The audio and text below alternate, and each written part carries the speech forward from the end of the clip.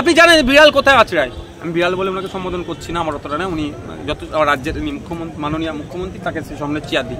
আমি উদাহরণের জন্য বলছি, বিড়াল আন্দোলন করলে তো দিল্লি গিয়ে আন্দোলন করতে হবে, মুখ্যমন্ত্রী করতে। দেখুন, মুখ্যমন্ত্রী নয়, প্রথমে বলেছিলেন ফিরহাদ হাকিম সাহেব, তারপরে শওকত মোল্লা সাহেব বললেন। তখন যদি আমরা রেড়ে করে উঠতাম তাহলে মুখ্যমন্ত্রী হয়তো কথা বললেন পারতেন না বা বলতেন না। উনি দিয়ে প্রথমে টেস্ট করে দেখলেন, টিপে দেখলেন, ফিরহাদ হাকিমকে দিয়ে বলিয়ে, শওকত মোল্লাকে দিয়ে বলিয়ে একটু টিপে দেখলেন যে মাটিটা কত শক্ত আছে। দেখছে মাটি নরম। আপনি জানেন বিড়াল কোথায় আছড়ায়? আমি বিড়াল বলে ওনাকে সম্বোধন করছি না, আমার অতটা না। উনি যত রাজ্যের মুখ্যমন্ত্রী, মাননীয় মুখ্যমন্ত্রী, তাকে সে সামনে চেয়ার দিই। আমি উদাহরণের জন্য বলছি, বিড়াল দেখবেন নরম মাটিতে আছড়ায়, শক্ত মাটিতে আছড়ায় কি? তো নরম মাটি কি শক্ত মাটি চেক করলো কে? ফিরহাদ হাকিম আর হচ্ছে শওকত মোল্লা।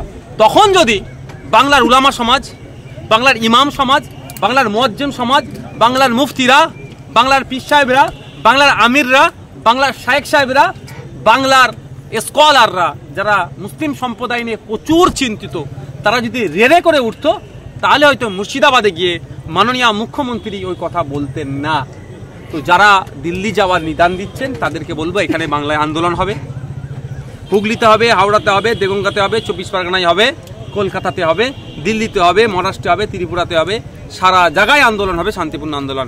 বাংলায় আন্দোলন যদি কারো না সহ্য হয় বা কাদেরও না সহ্য হয়, প্রতিবেশী রাজ্য আছে, চলে যাক উড়িষ্যাতে, বিহার আছে আমাদের প্রতিবেশী রাজ্য, সেখানে চলে যাক, ঝাড়খণ্ডে চলে যাক, ত্রিপুরাতে চলে যাক, পারলে বাংলাদেশ, পাকিস্তানে পালাক, আফগানিস্তানে পালাক, পৃথিবীর যে কোনো প্রান্তে তারা চলে যাক, আন্দোলন এখানে। মুখ্যমন্ত্রী বলছে যে ওয়াকাম নিয়ে বেশি আন্দোলন করলে আমার থেকে খারাপ আর কেউ হবে না। না, উনি একটা কথা বলেছেন, এখানে আপনি হয়তো এড়িয়ে যাচ্ছেন বা হয়তো ভুলে গেছেন, গুলোগুলির কথা। এবার গুলোগুলি মানে কি বোঝাতে চাইছেন এটাকে শুনতে হবে। আমাদের লড়াইটা বিজেপির বিরুদ্ধে, কেন্দ্র সরকারের বিরুদ্ধে।